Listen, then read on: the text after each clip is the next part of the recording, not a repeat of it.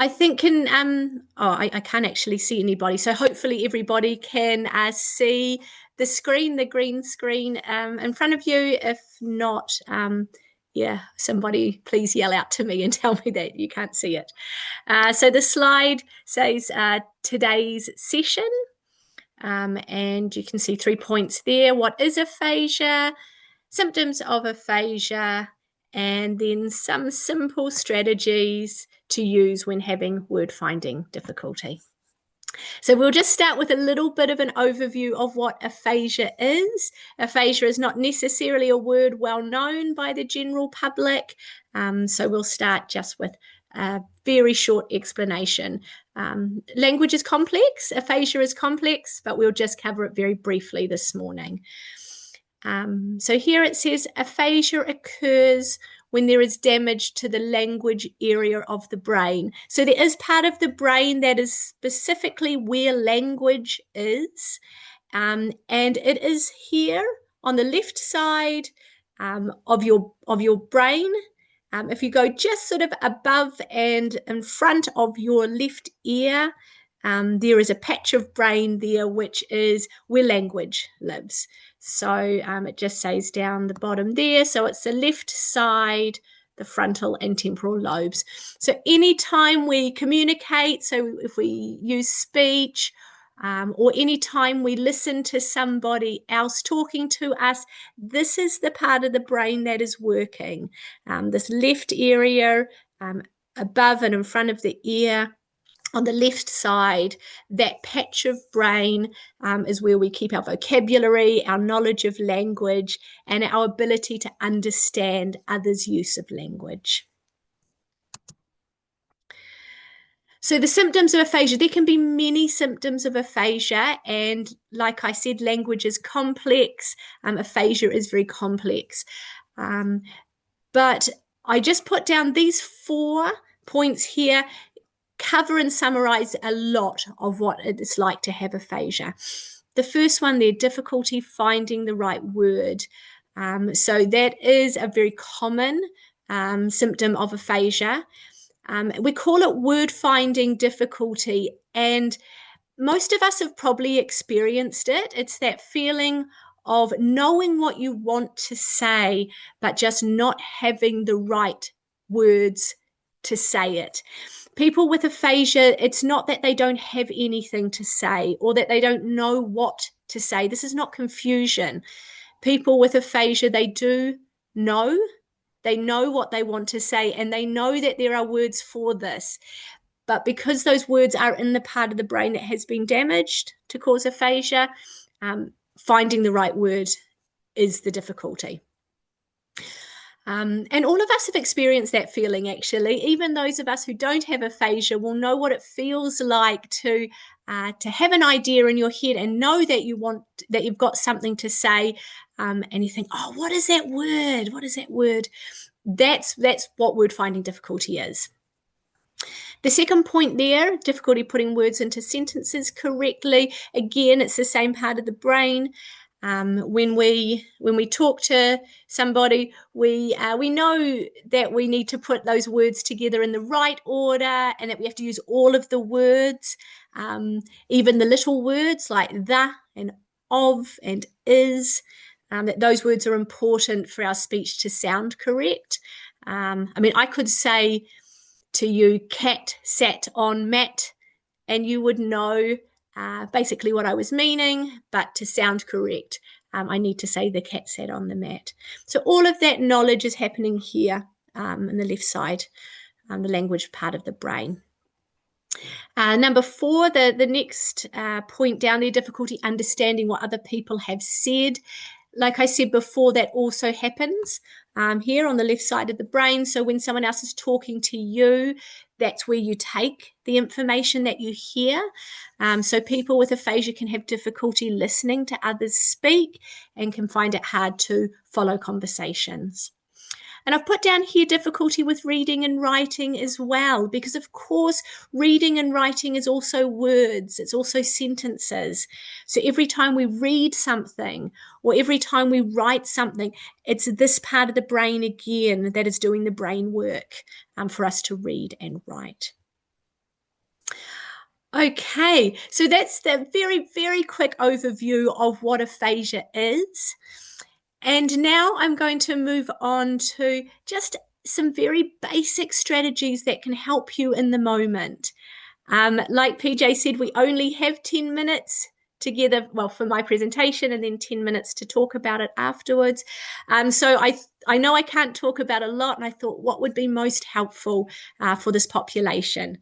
And I thought, when you have word finding difficulty, it's very frustrating. And there are things you can do in the moment to help.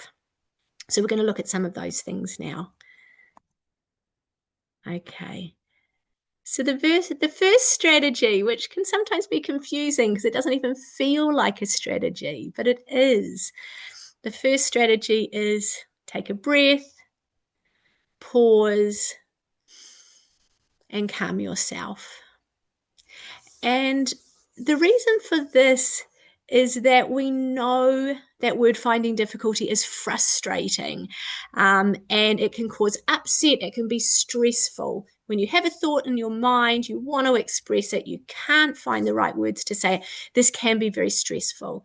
But we also know what happens to our brain when we feel frustrated or upset or stressed. Our brain does respond to that.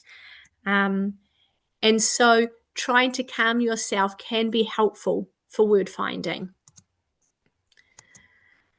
So word finding difficulty can be stressful and upsetting. That's what we expect. But we also know that our brain responds to stress and upset. So the emotional part of our brain is actually activated and the thinking part of our brain does shut down. So it can actually make it harder. So if you're missing a word and you're trying to think of it and it makes you frustrated, you're actually making it harder for yourself. So if you're having trouble thinking of a word, stop and take a deep breath. Now, interestingly, our instinct is to do the opposite.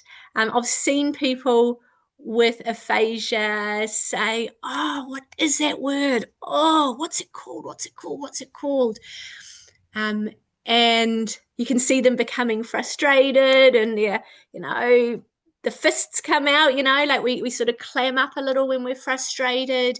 There can be some punching of your hand.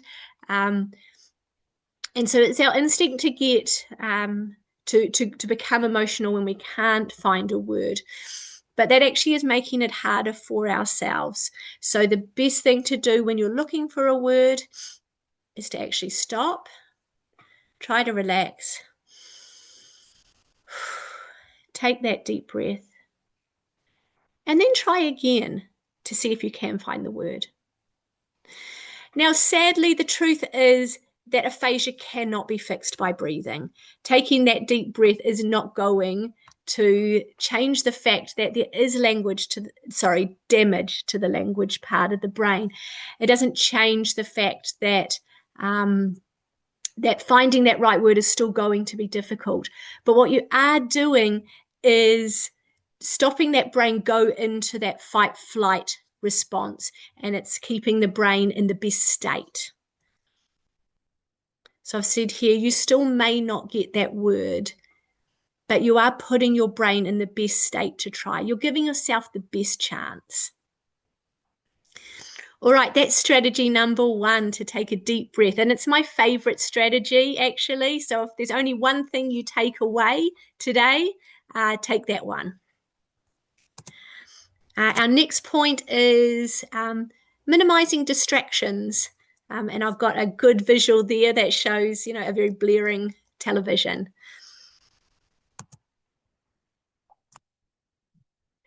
So our brain does actually process all the sound that it hears.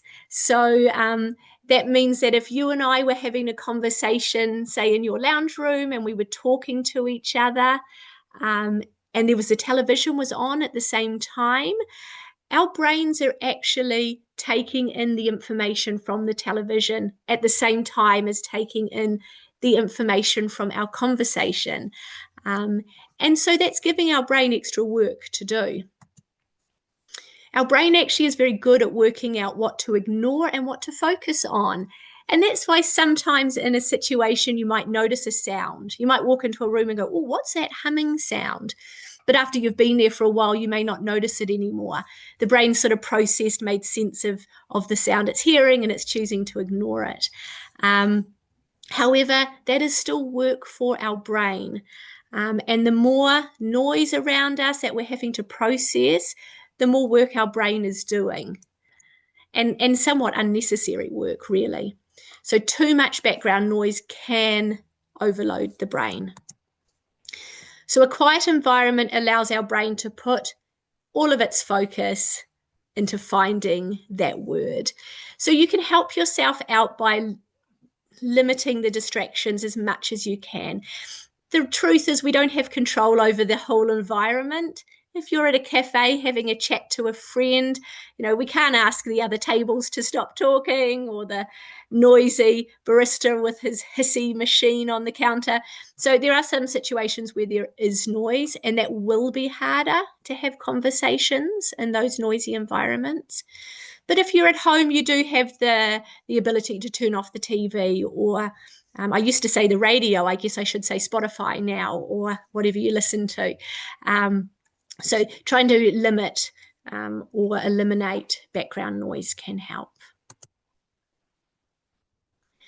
All right, and now we're going on to our last point, which is describe the word or talk around the word. And this strategy does have a fancy name, circumlocution. You don't need to know that, but it's a really nice, easy technique that can be really helpful in those moments where you know what you want to say, but you just can't find that correct word. The thing is, sometimes when you're in that frustrated state of, oh, what's that noise? What's that word? What's that word? Sometimes the more we try to find that one word, the more it escapes us. And, let's say that you've turned off the TV and you've taken your deep breath and you've got yourself into that calm state, but you still can't find the word that you want.